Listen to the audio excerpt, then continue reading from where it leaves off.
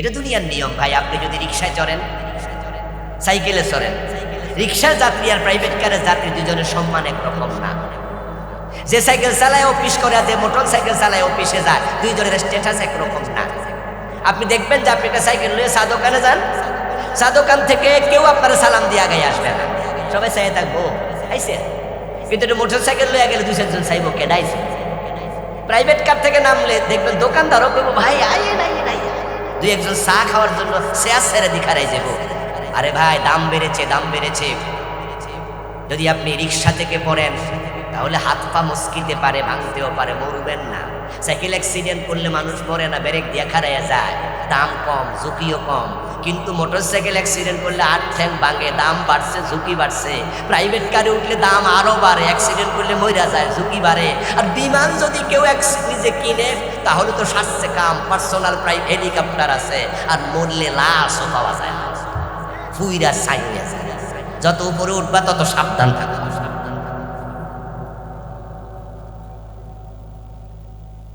আমরা গ্রামের মানুষ, আমরা গ্রামের মানুষ, আমরা সকালবেলা ফান্তা ভাত খাওয়ার অভ্যাস আছে না কারো কারো? আছে। আমরা সকালবেলায় ফান্তা ভাত খাইয়া কাজে করবে যাই। তখন ফান্তা ভাতের চাল, ওটার দাম কত? 35 টাকা কেজি, 40 টাকা, 50 টাকা কেজি। সকালবেলা ওইটা আপনার বউ দেখলো পান্তা ভাতে কিছুটা হালকা গন্ধ গন্ধ লাগে, কলে নেবে, 3-4টা বার পানি দিয়া ধোয়া দেবে, গন্ধ শেষ, লবণ মরিচ দিয়া সুন্দর করে খাওয়া যায়। পান্তা ভাতের চাল বারবার ধুইলে আস্তে করে ভাতের গন্ধ চলে যায়, কারণ তার দাম তো চাইলের কেজি 40। কিন্তু বিরিয়ানি অথবা পোলাও যদি পয়সা যায়, বিরিয়ানি বসলে কি ধুইয়া খাওয়া যায়নি? কারণ এর কেজির দাম 95 টাকা। চাইলের দাম বেশি না, দামি জিনিস তো বসলে আর খাওয়া যাবে। আল্লাহ উপরে রাখছে, উপরে সব মাখলুকের উপরে, আমরা নিচে নামতে চাই না। এজন্যই তো আমরা বলি আল্লাহ ছাড়া কারো আইন মানি না, মানতে পারি না। আমরা আল্লাহর খলিফা, আল্লাহর খেলাফতে বাংলাদেশ চলা লাগবে।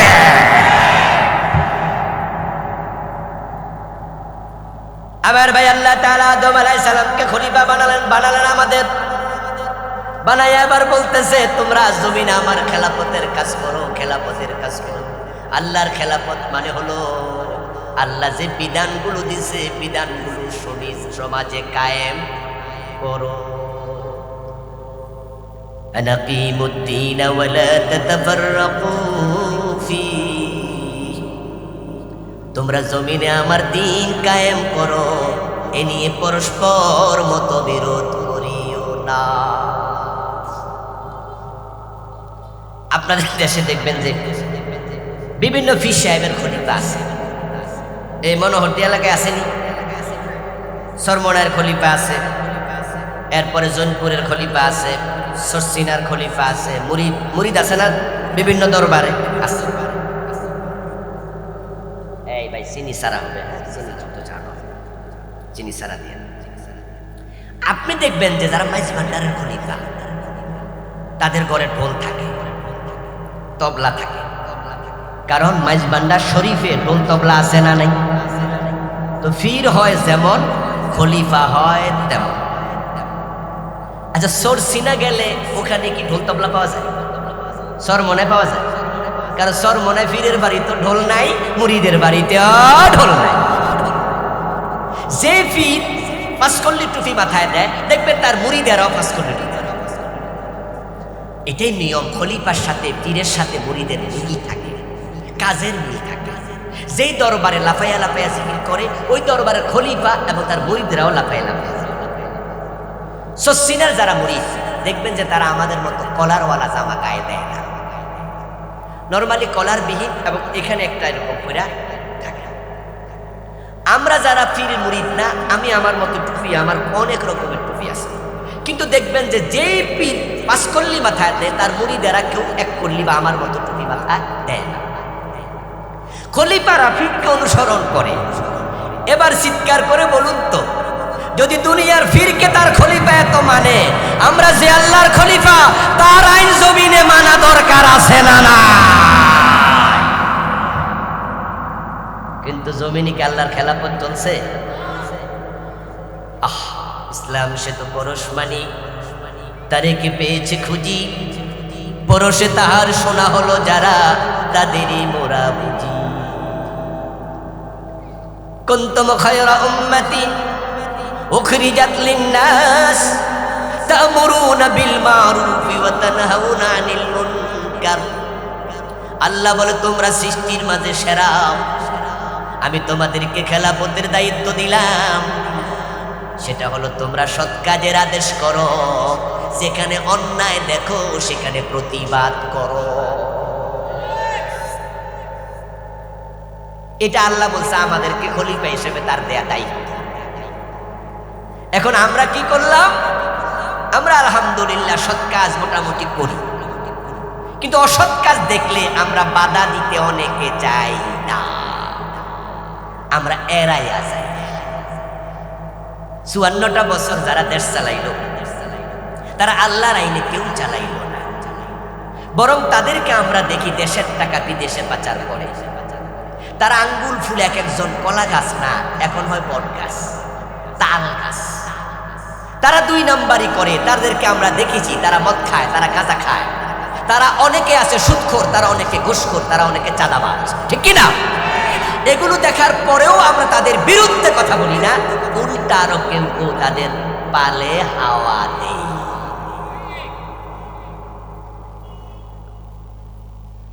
আহা, মানুষ মাঝে মাঝে জিওগ্রাফি চ্যানেলে কিছু দৃশ্য দেখায়, জঙ্গলের দৃশ্য।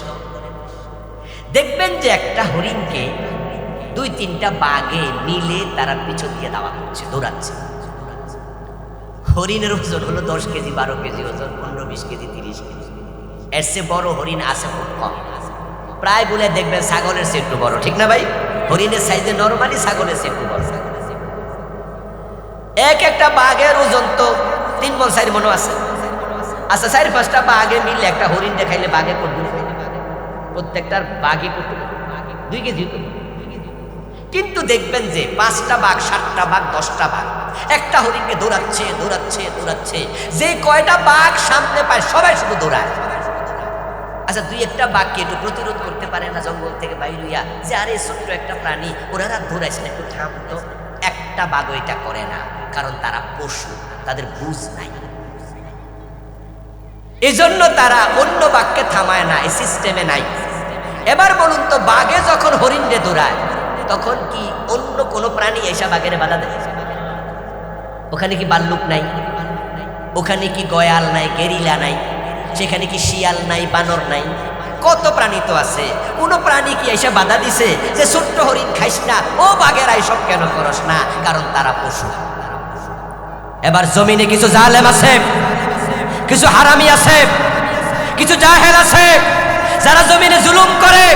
আপনি দেখার পরও বাধা দেন না, আপনিও আর একটা পশু। উলাইকা কাল আনআম, শব্দ আমার আল্লাহ। অন্যায় দেখলে চুপ থাকবেন, আপনি তো মুমিনই না, কিসের খলিফা? মানুষ মানে খলিফা নয়, খেলাফত যে মানে সে খলিফা। কারণ যে ফেরাউন, সেও কিন্তু আদমের সন্তান, সে কি খলিফা হইছে? নমরুদ কি খলিফা হইছে? খেলাফতের ধারে কাছে তো যায়, বরং খলিফাদেরকে আরো হত্যা করছে। রাস্তার পাশে দাঁড়ায় দাঁড়ায় যুবতী একটা মেয়ে কাঁদে, তো পাশ দিয়ে আপনি যাচ্ছেন, আপনি দেখেছেন কেডা গো? ওমা, মরিয়ম নেই, আপনার স্বাস্থ্য। তুই রাস্তাঘাটে কান্দস কেন? মরিয়ম বলল, ভাইজান, আব্বা মারা গেছে 10-12 বছর হইল। এখন আপনার বোনজামাই আমারে কইছে যে ছেলের একটু বিদেশ পাঠাবো, তোমার যে জমিটা পাওনা আছে তোমার বাইরে কও, বেচে টেচে একটু কিছু টাকা পয়সা দিই। তো আমি সকালবেলায় আসছিলাম, বাইরে কইলাম যে ভাই, আব্বার জমি তুমিও তো পাও আমিও পাই, তো আমার ভাগটা একটু আমারে দেও।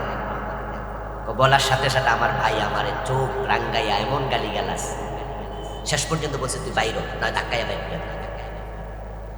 ভাই জাগা জমি তো দিলই না, উল্টা বইকে আমার বাইর করে দিছে। এখন যদি বাড়ি যাই, জামাই বইকে আবার বাইর করে দেবো, আমি জামু কই। এই জন্য পথে খাড়ায় খাড়ায় একটু কাইন দেয়া নিজের একটু হালকা করে দিছি, আমি কাঁদতেছি। স্বাস্থ্য ভাই যদি বলতো এটা কি মগের মূল্য? তোর বাবার সম্পত্তি তুই ফার্স্ট, তো ভাই তো তোর ভাই তোর জমি দিব না কেন? দেব না, চল আমি জিগাই। যদি না দে 2-4 জনকে লইয়া যাবো, এলাকার মেম্বার চেয়ারম্যানরে লইয়া যাবো, তাহলে হয়তো আপনি অন্যায় প্রতিরোধকারী। এটা খলিফার দায়িত্ব। তা'মুরুনা বিল মারুফ ওয়া তানহাউনা আনিল মুনকার। কিন্তু আপনি স্বাস্থ্য ভাই, আপনি মনে মনে কি বললেন? এই বেডির লেগে আমি আমার স্বাস্থ্য ভাইয়ের লোকে ঝগড়া কইরা শত্রু অমুকের, এই জন্য আপনি মনে মনে নিজের বুঝাইলেন, যা এরা ভাইয়ের বোনের ব্যাপার, আমি নাক গলানো দরকার। এই অন্যায় দেখার পরও তুমি চুপ, আস্তে করে তুমি চলে গেলে। যাওয়ার সময় বলে গেলে, মার পেটের ভাই জমি দেয় না, ও মারিয়াম আমার কি করার আছে বলবো, আমি গেলাম। মিনিট 2 পরে এলাকার মেম্বার সাহেব যাচ্ছে এখান দিয়া, ইনিও মেয়েটাকে চিনে, পাশের বাড়ির মেম্বার। একই কথা, কাদোস কেন? মেয়ে জবাব দিল। আর মেম্বার সাহেব তখন মনে মনে ভাবে, এখন বেডির পক্ষ নিয়ে যদি ভাইয়ের কাছে যায়, আগামী নির্বাচনে ভোট আমারে।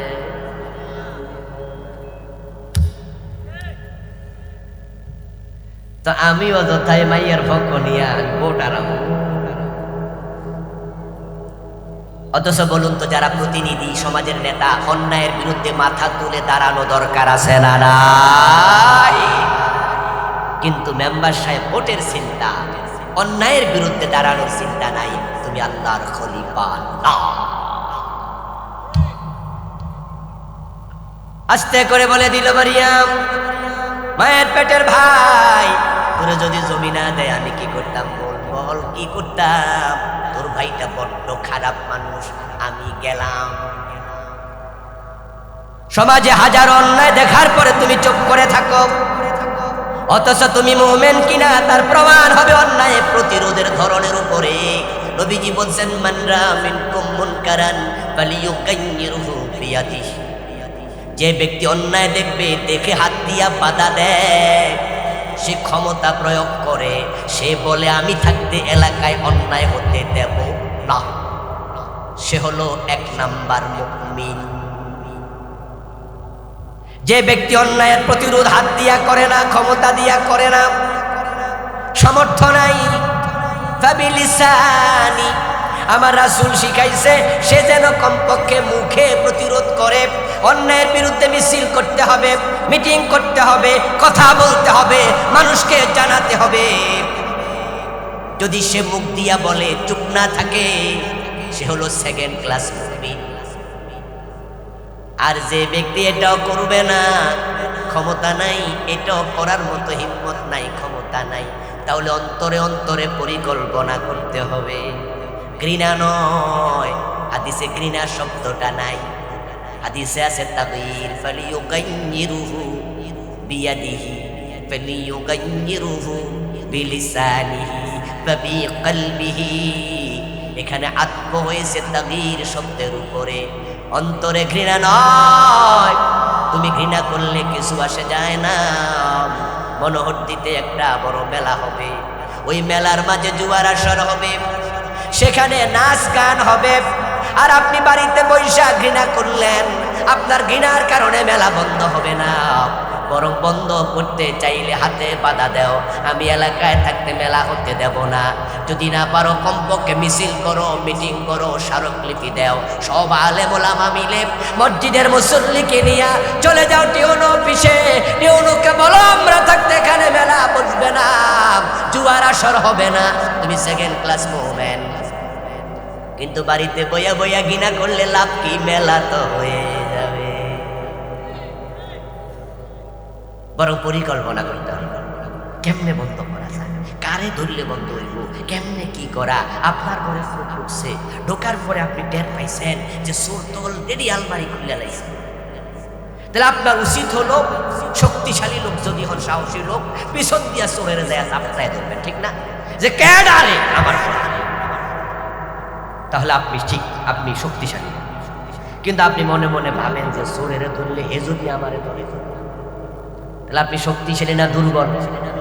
এখন আপনি ভাবতেছেন তাহলে একটা চিৎকার দেই, কমপক্ষে কম্বলের তলে থাইকা চোর বলে একটা চিৎকার দিলে তো পাশের ঘরের লোকেরা আসবে, কমপক্ষে চোর আলমারি খোলা রাইখা দৌড়, মালটা তো বাঁচবে, তাও তো কমপক্ষে কিছুটা কাম হইছে নাকি? আপনি এত ডরাইলা, আপনি কোন যে কথা বলে যদি সাপ মারেন, তা আপনি তারে ধরলেনও না, চোর কইয়া চিৎকারও দিলেন না। আপনি আবার কি করছেন, 3 নাম্বার জায়গায় গেছেন। হুজুররা কইছে অন্যায় দেখে মনে মনে ঘৃণা করো, তা আপনি কম্বলটা ভালো কইরা নাক ঢাইকা কইতেছেন চুরি বড় খারাপ জিনিস, আমি চুরিকে ঘৃণা করি। তাহলে আলমারির মাল থাকবে তো?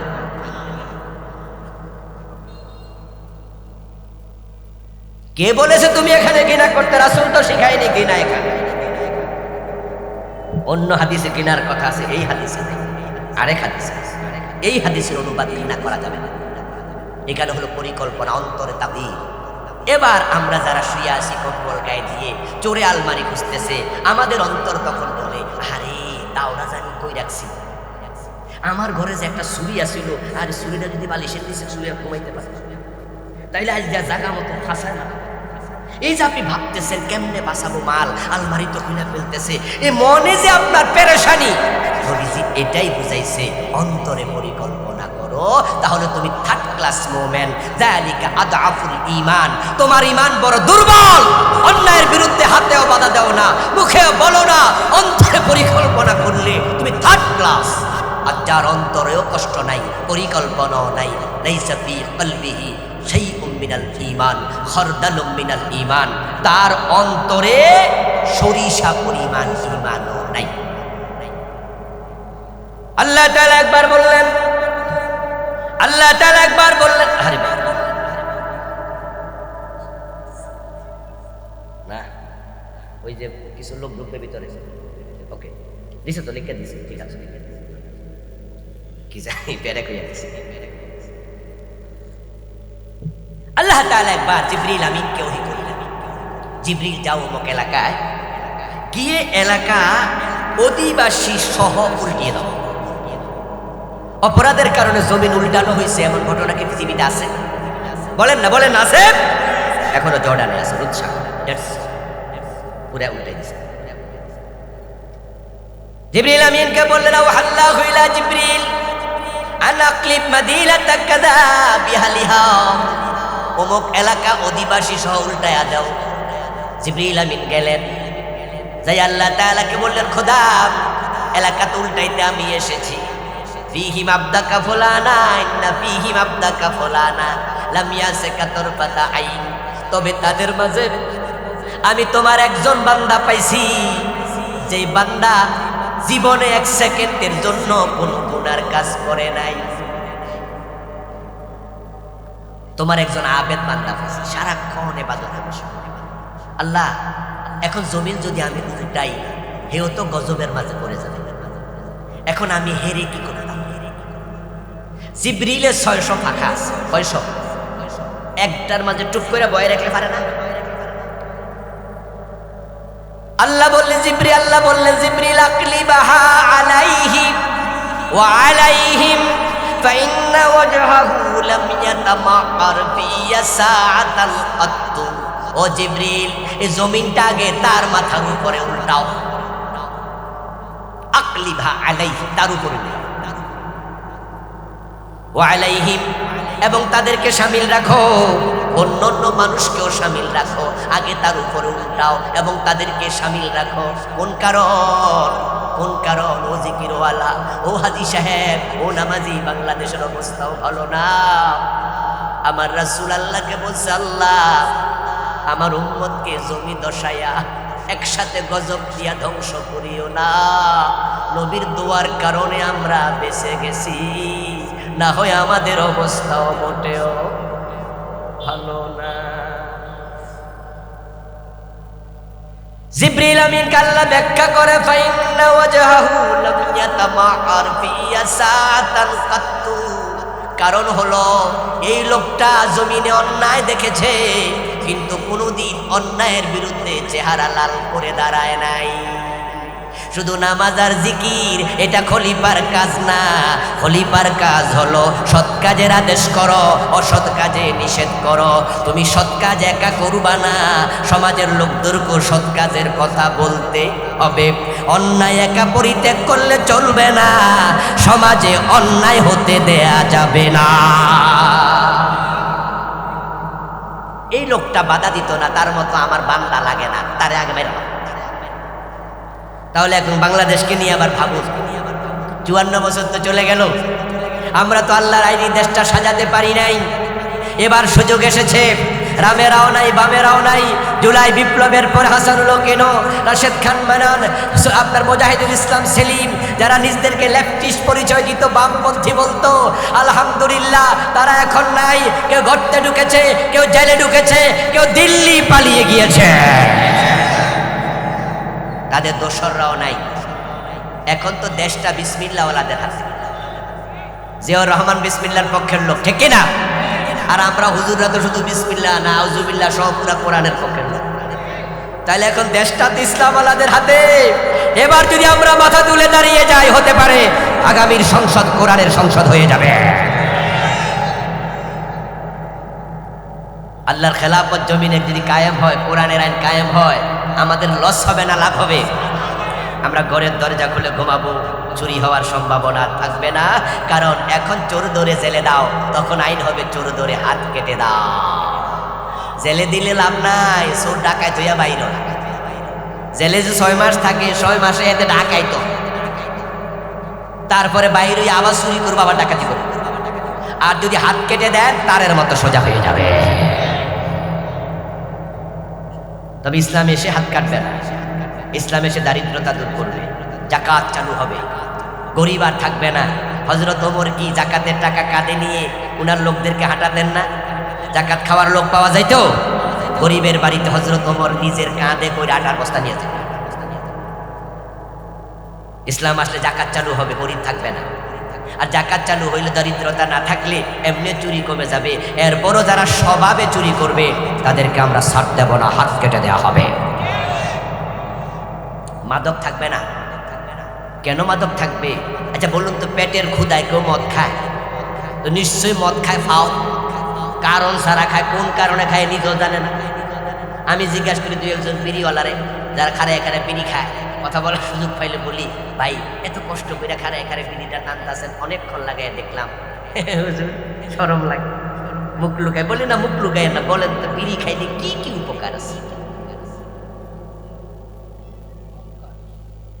আচ্ছা বিড়ি খাই না 2-1 আজকের মাহফিলে নাই যে 2-1টা উপকার কইতে পারে যে খাইলে এই উপকার? কেন যে খায় নিজেও জানে। বরং দুধ বেচা বিড়ি খায় এমন লোক আছে না? গ্রামে কিন্তু আছে। সকালবেলা গরু 1 কেজি দুধ দেয়, এটাই বেচালা, বেচছে আবার আইতে বিড়ি পাতলাতে পারি যায়, এই দুধের টাকা দিয়ে বিড়ি কিনছে। তো যারাই মদ খায় কোনো কারণ নাই, কারণ সারা খায়, ফাও ফাও খায়, সঙ্গ দোষে নষ্ট হয়েছে। ছোটকালে এমন ঘুমাইতে দাও, দেহের হক আছে, দেহকে রেস্ট দিতে দাও। বউয়ের হক আছে, বউকে হক দাও। তো 40 বছর না ঘুমাইলে চোখের হক দিতে পারছে, দেহের হক। আর রাতকে আল্লাহ বানাইছে কিসের জন্য? ঘুমের জন্য, বিশ্রামের জন্য। দিনকে বানাইছে কিসের জন্য? কাজের জন্য। নবীজি ঘুমায় নাই, সাহাবারা ঘুমায় নাই। এখন কোনো ব্যক্তি যদি লাগাতার 40 বছর না ঘুমাইয়া কাজ করে, যেই কাজই হোক, ফতুয়ার কাজ, কিতাবের কাজ, ব্যক্তিগত কাজ, এটা নবীজির সুন্নাহর সাথে মিলল না অমিল? মিলল না অমিল? আর যে ব্যক্তির কাজ লাগাতার নবীর সাথে অমিল হয়, এটা কামটা কি সুবহানাল্লাহর কাম না নাউজুবিল্লাহর কাম? তো বাংলাদেশের লোক কেমন সুবহানাল্লাহ বুঝে না? যে তালে কইরা কইলিস। আব্দুল কাদের জিলানী, আরো কত আছে, জাস্ট বুঝানোর জন্য বলছি। আব্দুল কাদের জিলানী রহমতুল্লাহি আলাইহি মায়ের পেট থেকে 18 পারা মুখস্থ করছে কোরআন শরীফ। এটা শুই না আমাদের বাংলাদেশের লোক কয় সুবহানাল্লাহ, অথচ কোরআনে আল্লাহ বলেন লা তা'লামুনা শাইআ, আল্লাহু আখরাজাকুম মিন বুতুনি উম্মাহাতিকুম লা তা'লামুনা শাইআ। তোমরা মায়ের পেট থেকে যখন দুনিয়া এসেছিলে, তখন তোমরা কিছুই জানতে না। আসলে আব্দুল কাদের জিলানী কেন? দুনিয়ার কেউই মায়ের পেট থেকে কিছু শিখে আসে না। সবাই দুনিয়াতে আসে কিছুই জানে না, পরে তাকে শিখায় কে? আল্লামাহুল বায়ান। বলেন না, কে শিখায়? আমাদেরকে আল্লাহ কথা শিখায়। আল্লাহ আশ্চর্য এক জিনিস। আপনি দেখবেন যেই দেশে আমরা জন্ম নেই, সে দেশের ভাষায় কথা শিখি। আর কথা বলা আমরা যখন শুরু করি তখন কিন্তু আমরা অবুঝ থাকি। যেমন বাংলাদেশের পোলাপান, আমরা আমাদের বাচ্চাদেরকে দেখি স্বাভাবিকত তারা বয়স যখন তাদের 3 মাস 4 মাস হয় তখন ঠোঁট গোল করে করে কিছু কইতে চেষ্টা শুরু করে না, বু বু বু, বা বা দা দা দা বলে না। দেখেন যে 3-4 মাস পর থেকে সে কিন্তু ঠোঁট গোল করে করে কথা বলতে চায় 4-5 মাস হইলে 2-1টা বলা শুরু করে, 7-8 মাসে তো মোটামুটি ফুটে যায় নাকি। আচ্ছা, যে বয়সে ঠোঁট গোল করে কথা বলা শিখে শুরু করে দেয় ওই বয়সে হেরে গিয়ে আমরা শিখামু এ বোঝেনি কিছু, তো শিখাই লোকেরা। আল্লামাল ইনসানা মা লাম ইয়ালাম, সুবহানাল্লাহ পড়েন। আল্লাহ বলে মানুষকে তিনি আল্লাহ শিখান যা সে কিছু জানে না। এই শিখানোটা আল্লাহ আদমকে দিয়ে শুরু করছে। আদমকে আল্লাহ বানালেন, ফেরেশতারা দাঁড়ায় আছে, মাটির আদম, গোস্ত এবং রক্তের আদম হইয়া দাঁড়ায় আছে মুহূর্তের ভিতরে। ওয়া আল্লামা আদামান আসমাআ কুল্লাহ। এখন যে লোকজন দাঁড়ায় আছে আবার কি হবে? আমি বলেছি শুরুতে যে কিছুক্ষণ পরে ঝামেলা হবে। একটু মাহফিল কমিটির ভাইয়েরা আপনারা একটু ওই যে পিছনে তো হাঁটার জায়গা আছে না, ওদের আসবে কিভাবে? এখন আসবে কেমনে চাচা? ওই যে ওখানে তো ফাঁকা নাই, বলি আপনারা মাহফিল কমিটির লোকেরা হেল্প করুন, আপনারা একটু ওইখান দিয়ে জায়গা করে দেন। আর ভাইয়েরা এইদিকে কিছু ফাঁকা আছে, আপনারা চলে আসতে পারেন। এরপরে হলো 2-1 পাশে পর্দা করে দিতে। মাহফিল কমিটির লোকেরা এই কাজ করেন। দেখেন একটু পর্দা একদিকে পর্দা খোলেন, ঠান্ডা যেটুকু আসবে অসুবিধা নেই, ঠান্ডা অসুবিধা হবে না, পর্দা জুয়ে এটা খুলে দেন। এটা জিকির করুন লা ইলাহা ইল্লাল্লাহ।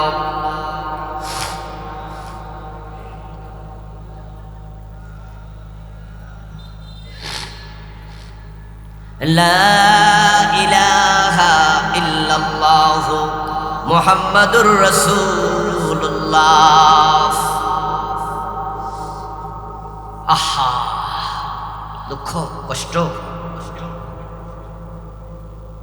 এই যে মিথ্যা বলার অভ্যাসটা, এটা কখন থেকে শুরু হলো? নবীজির নামেও মিথ্যা হাদিস বানায়, কোন লাভে বানায় আমি জানি না। আব্দুল কাদের জিলানী রহমতুল্লাহ আলাইহি, উনাকে আমরা ভালোবাসি, উনার নামে মিথ্যা কথা বানাইলো। ইমাম আবু হানিফার নামে বানাইলো, ঠিক না? কিছু লোক আছে ওরা বুঝাও না বুঝার মতো। ইবলিস ওদেরকে এমন ভাবে কব্জ করছে, প্রয়োজন ছাড়াও মিছা কথা। এমন কিছু লোক আছে না, ফাও ফাও কবিরা গুলা।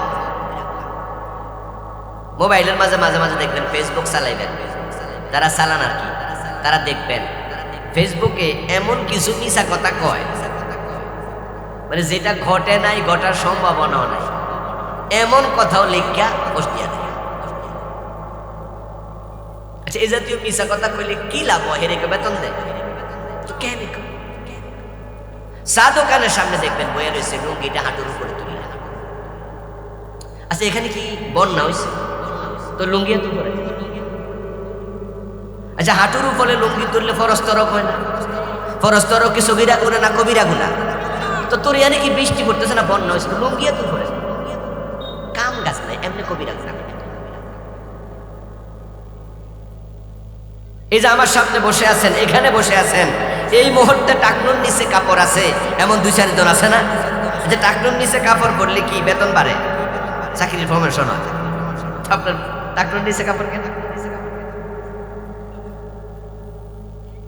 قال رسول الله صلى الله عليه وسلم ما اسفل من الكعبين من الازار في النار। যে ব্যক্তি টাকনুর নিচে কাপড় পরে, নবীজি বলছেন সে জাহান্নামে যাবে। কি হুমকি! তো টাকনুর নিচে কাপড় পরা সগীরা গুনাহ না কবিরা গুনাহ? জাহান্নামে যাওয়া মানে কবিরা গুনাহ। তো বেতন বাড়লো না, চাকরিতেও প্রমোশন হলো না, টাকনুর নিচে কাপড় দেখা কেউ কারো চাকরিতে প্রমোশন দিছে যে উনাকে চাকরি একটু বাড়ায় দাও, বলে কোন কারণে? টাকনুর নিচে কাপড়। এরকম ঘটনা দুনিয়াতে কোনোদিন হয়েছে নি? তো কোন লাভে কবিরা গুনাহ? কিছু লোক মিথ্যা কথা বলে, বিভিন্ন আল্লাহর ওলিদের নামে বলে। এবার আপনাদের কাছে আমি যা বলবো, এই যে মিথ্যা কথা বলার অভ্যাস, এটাকে আমরা জিয়ে রাখবো না ছেড়ে দেব? যখন কোনো কথা মিথ্যা আপনার ধারণা হবে যেটা মিথ্যা হতে পারে, অথবা কোনো আলেম বলছে এটা মিথ্যা, এটা সঠিক না, তাহলে এই কথা আপনি আর প্রচার করবেন না, এটা কারো কাছে আর বলবেন না। কারণ নবীজি বলছে কাফা বিল মারই কাযিবান আন ইউহাদ্দিসা বিকুল্লি মা সামিআ। ওই ব্যক্তি মিথ্যুক হওয়ার জন্য যথেষ্ট যে যাচাই বাছাই না করে যাহা শোনে তাহাই বলে। আমাকে কইছে, তোমাকে কইছে, শুনছি, এই শূন্যা শূন্যা কইতে যাইয়া এই মাইকের মাঝে সামনে বৈশা কত বক্তাও মিথ্যা ওয়াজ করে, যাচাই করে নাই, মিছা কথা ওয়াজ করতেছে, শুনছে শুনছে শুনছে। আমি যখন পিএইচডি করি, আমার পিএইচডির অভিসন্দর্ভ লিখতে গিয়ে, থিসিস লিখতে গিয়ে এক জায়গায় দেখলাম তাফসীরের কিতাবে লেখা আছে ইমাম জয়নুল আবদিন রাহিমাহুল্লাহ এক রাত্রিতে 1000 রাকাত নফল নামাজ পড়তেন। ইমাম জয়নুল আবদিন হলেন ইমাম হুসাইনের ছেলে। হুসাইন না হাসান? আচ্ছা, যাই হোক, জয়নুল আবদিন রাহিমাহুল্লাহ নবীজির কি প্রপৌত্র, নাতির ছেলের কি টাকা ফুতি, মানে প্রপৌত্র। তো উনি দেখেন নবীর বংশে এবং প্রপৌত্র, তো উনি এক রাতে 1000 রাকাত নফল নামাজ পড়তেন। এটা দেখে আমি আমার থিসিসে লিখলাম যে এই কথাটা সঠিক হওয়া অসম্ভব। কারণ এক রাতে 12 ঘন্টা, 12 ঘন্টার মাঝে মানুষ কমপক্ষে 5 ঘন্টা ঘুমায়, 4 ঘন্টা ঘুমায়, তাহলে 8 ঘন্টা থাকবে। তার মাঝে নফল নামাজ পড়বেন কখন? নিশ্চয় এশারের নামাজের পর থেকে শুরু হবে, এশা পর্যন্ত 1.5 থেকে 2 ঘন্টা চলে যাবে। আবার সুবহে সাদেক তুলু হওয়ার পর নফল নামাজ পড়ার জায়েজ নাই, ফজরের 2 রাকাত সুন্নাহ ছাড়া, সূর্য ওঠা পর্যন্ত। তাহলে যে সময় পাওয়া যায় ওই সময় বাদ দিলে প্রতি রাকাতে 1 মিনিট লাগলেও 1000 মিনিট না, 800 মিনিটও পাওয়া যায়। তো তিনি রাত ফাইলেন কই? তো 1000 রাকাত পড়বো কেমনে? সুতরাং এগুলো মিথ্যা তথ্য, ভুল তথ্য। তো এটা লেখার পরে যিনি আমার অ্যাডভাইজার ছিলেন উনি বললেন যে আরে যেহেতু মুরব্বীরা লিখছে, লিখুক গা, একটু না থাকুক, এটা ভুল বলা দরকার নাই। আমি বললাম স্যার, আমি গবেষক, আপনার অধীনে, কিন্তু গবেষকের গবেষণা যা আসবে সেটা গবেষককে লিখতে দিতে হবে। তা আমি লিখেছি, কাটলে আমনে কাটটা দেন, কিন্তু আমি কাটবো না।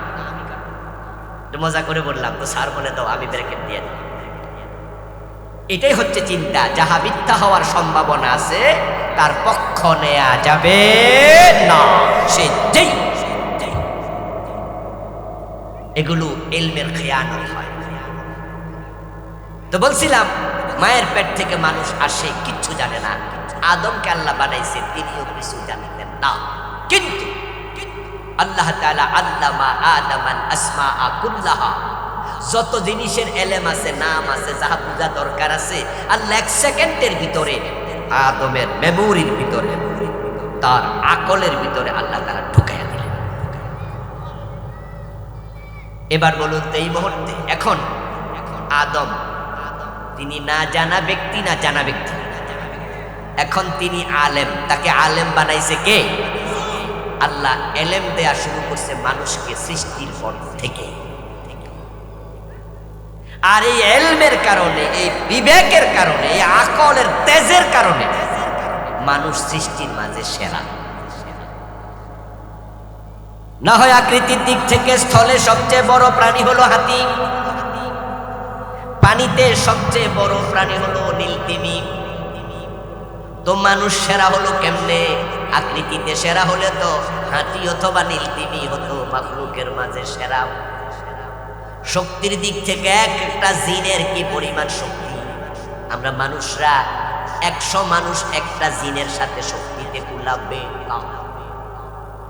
এজন্য নবী সুলাইমান আলাইহিস সালাম জিনদেরকে দিয়ে অনেক অসাধ্য কাজ, কঠিন কঠিন কাজ করাতেন। শক্তির দিক থেকে মানুষের চেয়ে জিনের শক্তি বেশি, কিন্তু সৃষ্টির সেরা মানুষ কেন জিন তো সেরা নয়? গোলাপ ফুলের দিকে তাকালে দেখবেন কত সুন্দর গোলাপ, নাকের কাছে নিলে গন্ধে মৌ মৌ করে মন ভরে যায়, চোখের সামনে ধরলে চোখ জুড়াইয়া যায়, চাপ মারলে আতর বের হয়। কিন্তু গোলাপ তো সৃষ্টির সেরা নয়। মানুষ কেন সেরা? মানুষ তো দেখতে গোলাপের মতো সুন্দর নয়। কত মানুষ আছে ঠোঁট কাটা, কত মানুষ আছে দাঁত মুছা, আর কত মানুষ আছে গায়ের দুর্গন্ধ। আর আমরা যারা এখানে আছি সকলের বগলের নিচে আছে সুগন্ধ। ঠিক, আমাদের বগলের নিচে কি আছে? গোলাপ ফুলে দুর্গন্ধ আছে। সামনে সেরা হইলেন কেন? আরে গোলাপের চাপ দিলে আতর বাইর হয়, আর আমরা জোরে চাপ মারলে কি বাইর? কইলাম না, এই ওযু ভাইয়া। আপনি সেরা হলেন কি দিয়ে? আকল জ্ঞান। এজন্য আদম রে আল্লাহ বানাইয়া মুহূর্তের ভিতরে বড় আলেম বানাইয়া দিছে। ও আল্লামা আদামাল আসমা কুল্লাহা, আদমকে আল্লাহ আলেম বানাইয়া সব শিখাইয়া, সুম্মা আরাদাহুম আলাল মালাইকা, তারপরে এবার ফেরেশতাদের দিকে আল্লাহ তাকালেন, তারপরে বললেন আম্বিউনি বিআসমাই হাউলা। আদম রে যে জায়গায় বানাইছে ওই জায়গায় তো কত মাখলুক ছিল। যেমন আমরা যেখানে আছি, আমাদের মাথার উপরে আছে সামিয়ানা, নিচে আছে বিছানা, ডানে আছে আমাদের পর্দার কাপড়, আমার সামনে আছে মাউথ স্পেস। এখন সব মাখলুকের এক একটার এক এক নাম। আদমকে যেখানে বানালেন সেখানে কি মাখলুক ছিল না? আল্লাহ সবগুলোর এলেম আদমকে দিছে। দিয়ে এবার ফেরেশতাদেরকে বলে আম্বিউনি বিআসমাই হাউলা, ও ফেরেশতারা এই মাখলুকগুলোর নাম বলো। ফেরেশতারা বলে লা ইলমা লানা ইল্লা মা আল্লামতানা, আল্লাহ আপনি যা শিখান নাই তা তো জানি না, যতটুকু শিখাইছেন ততটুকু জানি। এই মাথার উপরে কি চিনি না, নিচেরটা কি জানি না। ফেরেশতারা বলল জানি না। এবার আল্লাহ আদমের দিকে তাকায়, আদমের দিকে তাকাইয়া কালা ইয়া আদামু আম্বিউহুম বিআসমাইহিম। আদম, জিবরিল, মিকাইল, ইসরাফিল, আজরাইল ওরা বলে জানে না, তাহলে তুমি বলো তো দেখি। আদমের বয়স তো মাত্র কয়েক মিনিট। এবার আদম আলাইহিস সালাম বলা শুরু করে দিল, উপরে সামিয়ানা, নিচে বিছানা, সামনে বাঁশ, এটা লাইট, এটা ঘড়ি, এটা মোবাইল। ওনার নাম জিবরিল, ওনার নাম মিকাইল, ওনার নাম ইসরাফিল। ফেরেশতাদের নাম পর্যন্ত আদম বলা শুরু করে দিয়েছে।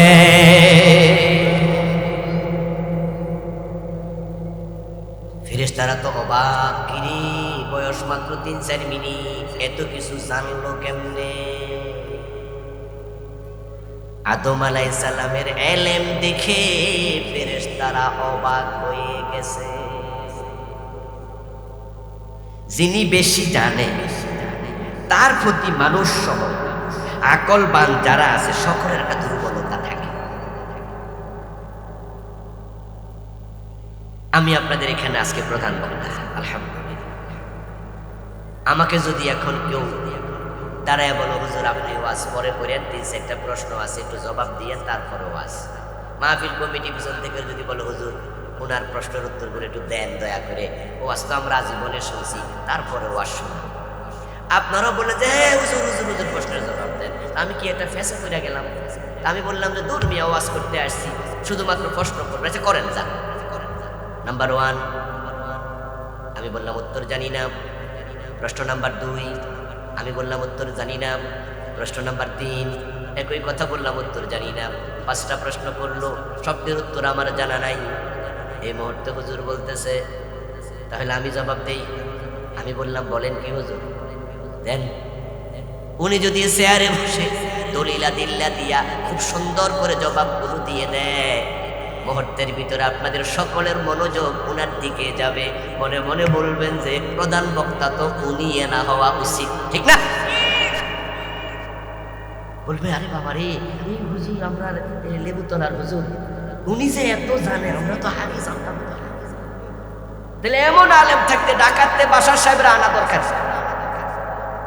ইভেন আমি শুদ্ধ অবাক হয়ে বলবো, এত কঠিন প্রশ্ন, উত্তর আমার জানা নাই, উনি এত জানে। আমাদের সকলের শ্রদ্ধা উনার প্রতি তৈরি হবে। আদম যখন সব বলা শুরু করছে, সকল ফেরেশতার অন্তরে আদমের প্রতি শ্রদ্ধা তৈরি হয়ে গেছে। অথচ আদমের ব্যাপারে শুরু থেকে ফেরেশতারা পক্ষে ছিল না বিপক্ষে? ওয়াজ ঠিক আছে তো, মনে আছে তো? শুরুতে বলছে এমন খলিফা বানানো দরকার। আদম আলাইহিস সালামকে দিয়ে আল্লাহ তাআলা যখন ইলম জাহির করলেন, প্রকাশ করলেন, আদম সব নাম বলে দিল। ফেরেশতাদের অন্তর হয়ে গেল পরিবর্তিত। আগে ছিল আদম ভালো না, খলিফা মারামারি হানাহানি করবে, আল্লাহর তাসবিহ করবে না, জিকির করবে না, কথা শুনবে না। এখন ইলম দেখা সব ফেরেশতা অবাক, আমরা যাহা জানি না সে তো তাহাও জানে। সব ফেরেশতার অন্তরে আদমের প্রতি শ্রদ্ধা এসে গেল। সকলের মনের খবর জানে কে? আল্লাহ তাআলা দেখলো যে আদমের প্রতি ফেরেশতাদের ধারণা এখন আগের মতো খারাপ ধারণা আর, বরং সবাই এখন শ্রদ্ধা। মাশাআল্লাহ মাশাআল্লাহ, আল্লাহর কি আশ্চর্য মাখলুক! 1-2 মিনিট বয়স এত কিছু জানে। আল্লাহর সাথে সাথে বলেন উসজুদু লিআদম, ও ফেরেশতারা এবার আদমরে সিজদা করো। ফাসাজাদাল মালাইকাতু কুল্লুহুম আজমাউন। আল্লাহ কোরআন মাজিদে বলেন সব ফেরেশতা একসাথে আদমকে সিজদা করলো। আদমের কাছে ফেরেশতার মাথা নত হলো। আদমকে সিজদা করানোর মাধ্যমে আল্লাহ প্রমাণ করে দিলেন আল্লাহর কাছে আদমের সম্মান ফেরেশতার চেয়েও বেশি। তাহলে আল্লাহর খলিফা, তাদের সম্মান আল্লাহর কাছে ফেরেশতার চেয়ে কম না বেশি? বেশি। এবার বলুন তো, আদম কি একাই খলিফা? আমরা খলিফা নই? হুয়াল্লাযী জাআলাকুম খালাইফা ফিল আরদ, কোরআনের আয়াত। তিনি আল্লাহ যিনি জমিনে তোমাদেরকে খলিফা বানাইছে। তো ফেরেশতারে দিয়ে সিজদা দেওয়া আদমরে সম্মানিত করলো। এবার আমরাও তো খলিফা, এবার আমাদের কি খবর? ওয়ালাকাদ কাররামনা বানি আদম। কোরআনে আল্লাহ কয় আমি আদমের সন্তানদেরকে সম্মানিত বানাইছি। ইন্নাল মালাইকাতা লাতাদউ আজনিহাতাহা রিদান লিতালিবিল ইলম। আদম সন্তান যখন ইলম শিখার জন্য মাদ্রাসায় যায়, মাহফিলে যায়, আল্লাহ ফেরেশতাদেরকে বলেন ও ফেরেশতারা, আমার আদম সন্তানের পায়ের নিচে তোমাদের পাখাগুলো বিছনার মতো বিছায়া দাও। ফেরেশতারা আমাদের পায়ের নিচে পাখা বিছায়। এবার আপনাদের কাছ থেকে জবাব নেব, আল্লাহর কাছে আমাদের সম্মান কম না বেশি? আমাদের রোল নাম্বার সকল মাখলুকাতের মাঝে কত? আশরাফুল মাখলুকাত, মানুষ সৃষ্টির সেরা। কথা কি বুঝতেছেন আপনারা? এখন আল্লাহ খলিফা বানাইয়া এত সম্মান কেন দিলেন? কারণ একটাই, আমরা তার খলিফা। খলিফা।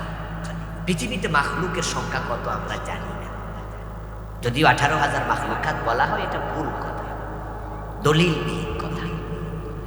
মাখলুকের সংখ্যা গণিত আমরা জানি না সেটাও, কিন্তু সকল মাখলুকাতের মাঝে আমাদেরকে আল্লাহ বলছে খায়রুল বারিয়া, সৃষ্টির মাঝে মানুষ সবার সেরা, তারা খলিফা। ভালো লাগতেছে না? একটু নিজের কাছে কেমন কেমন লাগতেছে? বাহ, বলে কি রে বাবা, আমি কেডা, আমি সম্মানিত, আলহামদুলিল্লাহ। তবে যে কোরআনে আল্লাহ এগুলো বলেছেন, ওই কোরআনে আবার বলছে সুম্মা রাদাদনাহু আসফালা সাফিলিন। কিছু মানুষ আছে যাদেরকে আমি সকল মাখলুকাতের নিচে ফেলাইয়া দিছি।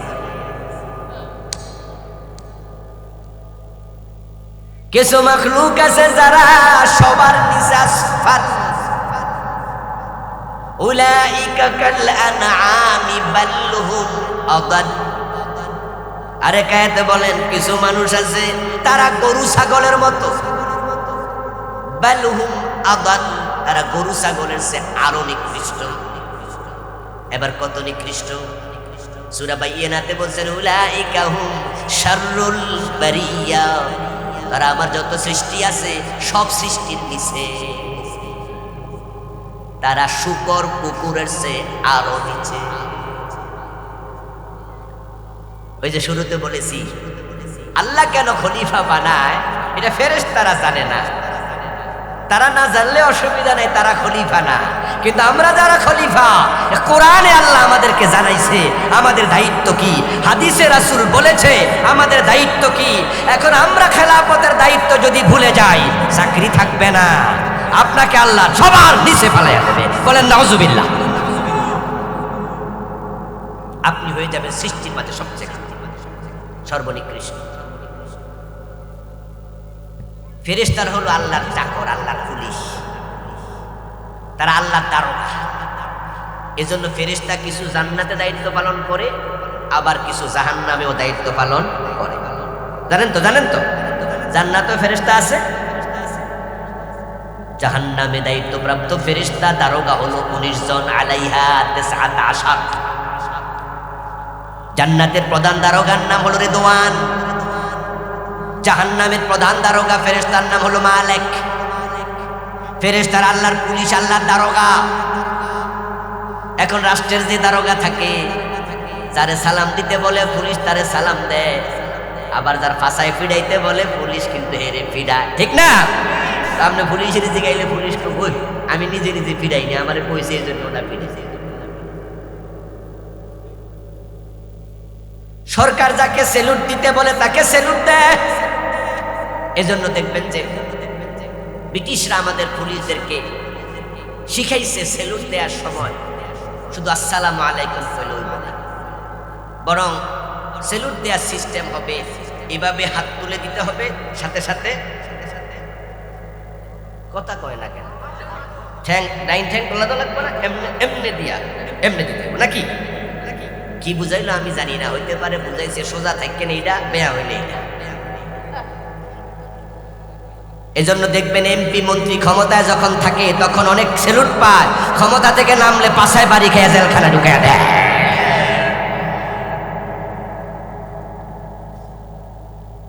পুলিশ যখন এমপি মন্ত্রীদের সাথে যায়, ওই পুলিশ তখন দেখবে যে ফু ফু করে বাঁশি বাজাইয়া রাস্তা ক্লিয়ার করে, তাদেরকে প্রটোকল দেয়, সেলুট দেয়, অস্ত্র হাতে নিয়ে ওদেরকে সেফটি দেয়।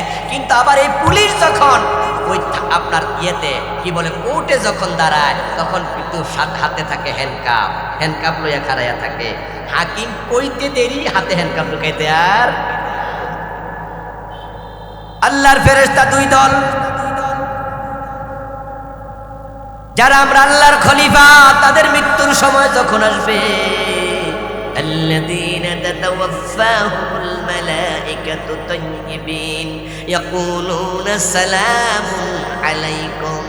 যখন আল্লাহর খলিফা ঈমানওয়ালার মৃত্যু হবে, তখন ফেরেশতা এসে তার জান কবজের আগে তারা লাইন ধরে দাঁড়ায়া ওই মুমিন বান্দাকে সালাম দিতে থাকবে, সম্মান দিতে থাকে। আর যারা খলিফার কাতারে নাই, নিচে পইরা গেছো, ওয়ালাউ তারা ইয ইয়াতাওয়াফাল্লাযীনা কাফারুল মালাইকাতু ইয়াদরিবুনা উজুহাহুম ওয়া আদবারহুম ওয়া যুকু আযাবাল হারিক। যারা কাফের, যারা বেঈমান, যারা বদমাশ, যারা সুদখোর, যারা ঘুষখোর, যারা জালেম, যারা হত্যাকারী, যারা দর্শনকারী, যারা খুনি, ওদের জান যখন ফেরেশতা কবজ করতে আসবে, আসার সময় আল্লাহ বলবে যাও যাও জাহান্নামের চাবুক নিয়ে যাও। আগুনের বানানো র‍্যাপ চাবুক নিয়ে আসবে। ইয়াদরিবুনা উজুহাহুম ওয়া আদবারাহুম, তারা সাক্ষাৎ করবে ওই ব্যক্তির চেহারার মাঝে আর পিঠের মাঝে চাবুক দিয়ে পিটাতে থাকবে। যে ঘোড়া রেসে দেয়, ঘোড় দৌড়ে দেয়, ঘোড়া যখন খুব দৌড়ায় একটু ঢিলেমি দিলে পিছনে কিন্তু শুধু পিটায়। দেখছেন ঘোড়া দৌড়ালে যখন পাশায় পিঠ বাড়িতে ঘোড়া আরো দৌড় মারে, ফেরেশতারা চাবুক দিয়ে পিটাতে। উলাইকা হুম শাররুল বারিয়া, তারা সৃষ্টির সবচেয়ে নিকৃষ্ট। খেলাফতের দায়িত্ব ভুলে যেও না, ভুলে গেলে উপায় নাই, উপায় নাই। আল্লাহরে দোষ দেয়া যাবে না যে আল্লাহ আমাদেরকে সম্মান দিছিল, এখন বেজ্জতি করলো কেন? কারণ তুমি খেলাফতের দায়িত্ব পালন করো নাই, তাই তোমার বিপদ। এবার আমি সংক্ষেপে একটা প্রশ্ন করে বাকি কথা বলবো। আল্লাহর কাছে সম্মানিত থাকতে চাইলে খলিফার দায়িত্ব পালন করা দরকার আছে না নাই? খলিফার দায়িত্ব কি আমি একটু পরে বলতেছি। এখন আল্লাহ দোষের জন্য আমরা দেব না। আল্লাহ তো আমাদেরকে বানাইয়া নিচে রাখছিল না উপরে রাখছিল? তো নিচে তো আপনি না ফিরে গেলেন, আপনি দায়িত্ব পালন করেন না। আপনি সুদ খান, আপনি ঘুষ খান, আপনি মানুষ ঠকান, আপনি বইয়ের মহারণা দেন না, আপনি বইনের হক দেন না, আপনি আল্লাহর কোরআনের আইনের পক্ষে কথা বলেন না। আপনি তাদেরকে ভোট দেন যারা নেতা হওয়ার পরে দেশের টাকা চুরি করে বিদেশে বাড়ি বানায়। আপনি তাদের কর্মী, তাদের ভোটার যারা আল্লাহর আইনে দেশ চালায় না, তারা সংবিধান, বাংলাদেশের পবিত্র সংবিধান করতে থাকে। এটা দুনিয়ার নিয়ম ভাই। আপনি যদি রিক্সায় চড়েন, সাইকেলে চড়েন, রিক্সার যাত্রী আর প্রাইভেট কারের যাত্রী দুজনের সম্মান একরকম না। যে সাইকেল চালায় অফিস করে আর যে মোটর সাইকেল চালায় অফিসে যায়, দুইজনের স্ট্যাটাস একরকম না। আপনি দেখবেন যে আপনি একটা সাইকেল নিয়ে চা দোকানে যান, চা দোকান থেকে কেউ আপনার সালাম দিয়ে আগে আসবে না, সবাই চাই থাকবো আইসে। কিন্তু মোটর সাইকেল লইয়া গেলে দুই চারজন চাইবো কেডাইছে। প্রাইভেট কার থেকে নামলে দেখবেন দোকানদারও কইবো ভাই আইয়েন আইয়েন আইয়েন, দুই একজন চা খাওয়ার জন্য শেয়ার ছেড়ে দিখারাই যাবো। আরে ভাই দাম বেড়েছে, দাম বেড়েছে।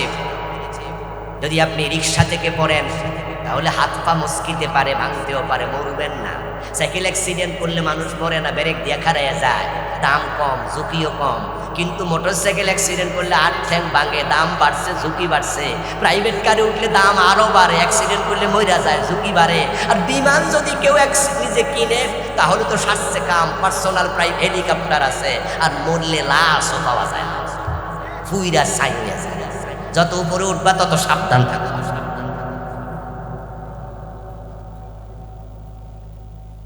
আমরা গ্রামের মানুষ, আমরা গ্রামের মানুষ, আমরা সকালবেলা ফান্তা ভাত খাওয়ার অভ্যাস আছে না কারো কারো? আছে। আমরা সকালবেলায় ফান্তা ভাত খাইয়া কাজে করতে যাই। তখন ফান্তা ভাতের চাল, ওটার দাম কত? 35 টাকা কেজি, 40 টাকা, 50 টাকা কেজি। সকালবেলা ওইটা আপনার বউ দেখলো পান্তা ভাতে কিছুটা হালকা গন্ধ গন্ধ লাগে, ফলে নেবে 3-4টা বার পানি দিয়া ধোয়া দেবে, গন্ধ শেষ, লবণ মরিচ দিয়া সুন্দর করে খাওয়া যায়। পান্তা ভাতের চাল 12 বার ধুইলে আস্তে করে ভাতের গন্ধ চলে যায়, কারণ তার দাম তো চাইলের কেজি 40। কিন্তু বিরিয়ানি অথবা পোলাও যদি পয়সা যায়, বিরিয়ানি পয়সলে কি ধুইয়া খাওয়া যায়নি? কারণ এর কেজির দাম 95 টাকা। চাইলের দাম বেশি না, দামি জিনিস তো বসলে আর খাওয়া যাবে। আল্লাহ উপরে রাখছে, উপরে সব মাখলুকের উপরে, আমরা নিচে নামতে চাই না। এজন্যই তো আমরা বলি আল্লাহ ছাড়া কারো আইন মানি না, মানতে পারি না। আমরা আল্লাহর খলিফা, আল্লাহর খেলাফতে বাংলাদেশ চলা লাগবে।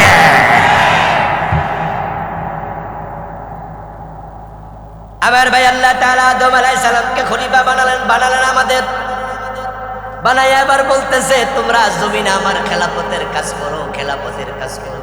আল্লাহর খেলাফত মানে হলো আল্লাহ যে বিধানগুলো দিছে, বিধানগুলো সমাজে কায়েম করো। আনাকিমুদ্দিন ওয়ালা তাতাফাররাকু ফীহি, তোমরা জমিনে আমার দিন কায়েম করো, এ নিয়ে পরস্পর মতবিরোধ করিও না। আপনাদের দেশে দেখবেন যে বিভিন্ন পীর সাহেবের খলিফা আছে। এই মনোহরটি এলাকায় আসেনি? সরমনের খলিফা আছে, এরপরে জৈনপুরের খলিফা আছে, সরসিনার খলিফা আছে, মুরিদ আছে না বিভিন্ন দরবারে আছে। এই ভাই চিনি সারা হবে, চিনি তো জানো, চিনি সারা দিয়ে আপনি দেখবেন যে যারা মাইজ ভান্ডারের খলিফা তাদের ঘরে ঢোল থাকে, তবলা থাকে, কারণ মাইজ ভান্ডার শরীফে ঢোল তবলা আছে না নাই? তো ফির হয় যেমন খলিফা হয় তেমন। আচ্ছা সরসিনা গেলে ওখানে কি ঢোল তবলা পাওয়া যায়? সরমনে পাওয়া যায়, কারণ সরমনে ফিরের বাড়ি তো ঢোল নাই, মুরিদের বাড়িতেও ঢোল নাই। যে ফির পাঁচকল্লি টুপি মাথায় দেয় দেখবেন তার মুরিদেরও পাঁচকল্লি টুপি। এটাই নিয়ম, খলিফার সাথে পীরের সাথে মুরিদের মিল থাকে, কাজের মিল থাকে। যেই দরবারে লাফাইয়া লাফাইয়া জিকির করে ওই দরবারের খলিফা এবং তার মুরিদরাও লাফাইয়া লাফাইয়া। সসিনার যারা মুরিদ দেখবেন যে তারা আমাদের মতো কলারওয়ালা জামা গায়ে দেয় না, নরমালি কলার বিহীন এবং এখানে একটা এরকম করে থাকে। আমরা যারা পীর মুরিদ না, আমি আমার মতো টুপি, আমার অনেক রকমের টুপি আছে, কিন্তু দেখবেন যে যেই পীর পাঁচকল্লি মাথায় দেয় তার মুরিদেরা কেউ এক কল্লি বা আমার মতো টুপি মাথায় দেয় না। খলিফারা পীরকে অনুসরণ করে। এবার চিৎকার করে বলুন তো, যদি দুনিয়ার পীরকে তার খলিফা এত মানে, আমরা যে আল্লাহর খলিফা তার আইন জমিনে মানা দরকার আছে না? না, কিন্তু জমিনে কি আল্লাহর খেলাফত চলছে? ইসলাম সে তো পরশ মানি, তারেকে পেয়েছে খুঁজি, পরশে তাহার শোনা হলো যারা, তাদেরই মোরা বুঝি। আল্লাহ এখন জমিন যদি আমি উল্টাই, হেও তো গজবের মাঝে পড়ে যাবে। এখন আমি হেরে কি করতাম? জিবরিলের 600 ফাঁকা আছে, 600 একটার মাঝে টুক করে বয়ে রাখলে পারে না। আল্লাহ বললেন জিবরিল আকলিবাহা আলাইহি ওয়া আলাইহিম ফাইন্না ওয়াজহাহু লাম ইয়াতামাক্কার ফি সাআতাল কত। ও জিবরিল, এই জমিনটা আগে তার মাথার উপরে উল্টাও, আকলিবাহা আলাইহি, তার উপরে ওয়া আলাইহিম, এবং তাদেরকে শামিল রাখো, অন্যান্য মানুষকেও শামিল রাখো, আগে তার উপরে উল্টাও এবং তাদেরকে শামিল রাখো। কোন কারণ? ও জিকিরওয়ালা, ও হাজি সাহেব, ও নামাজি, বাংলাদেশের অবস্থাও ভালো না। আমার রাসূল আল্লাহকে বলছে, আল্লাহ আমার উম্মতকে জমি দশায়া একসাথে গজব দিয়া ধ্বংস করিও না। নবীর দোয়ার কারণে আমরা বেঁচে গেছি, না হয় আমাদের অবস্থাও মোটেও ভালো না। জিবরিল আমিন আল্লাহ ব্যাখ্যা করে, ফাইন্না ওয়াজহাহু লাম ইয়াতামাআর ফি সাআতাল কাত। কারণ হলো এই লোকটা জমিনে অন্যায় দেখেছে, কিন্তু কোনোদিন অন্যায়ের বিরুদ্ধে চেহারা লাল করে দাঁড়ায় নাই। শুধু নামাজ আর জিকির এটা খলিফার কাজ না।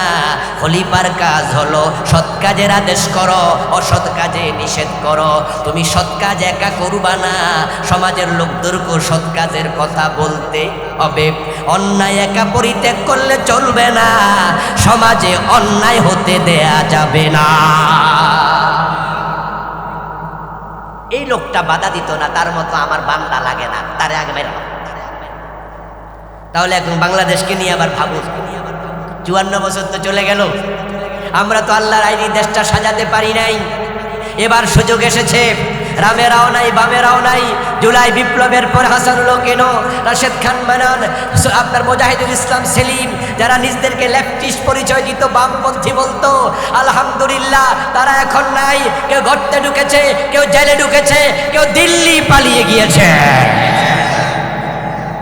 তাদের দোসররাও নাই। এখন তো দেশটা বিসমিল্লাহ ওয়ালাদের হাতে।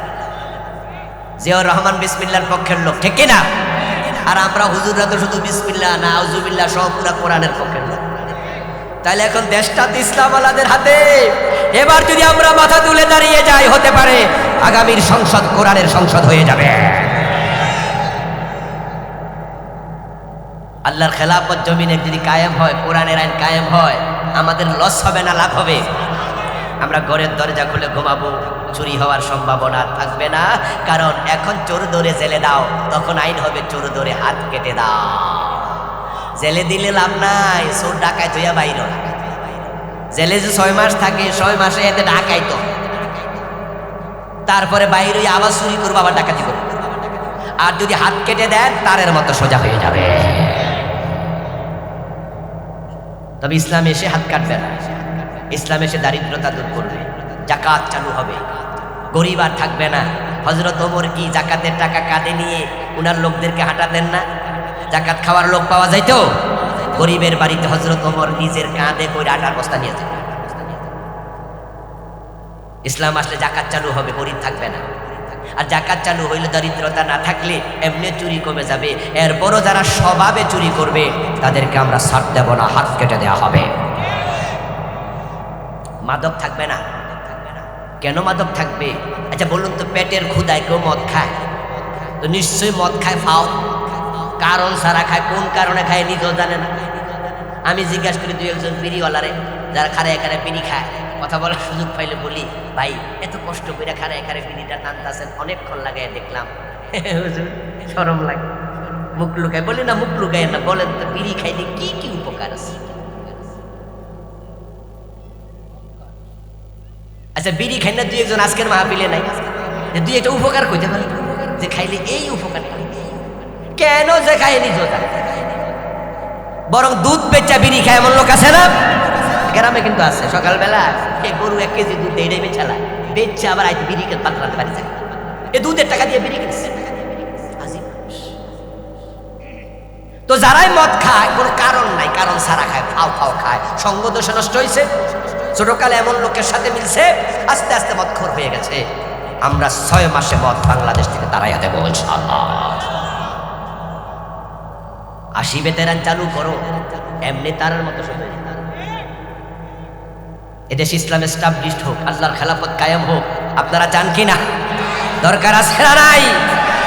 আল্লাহর কোনো লস নাই, লস কার? আপনার। আপনি খলিফার জায়গা থেকে ছিটকে পড়ে যাবেন, সবাই নিচে চলে যাবে।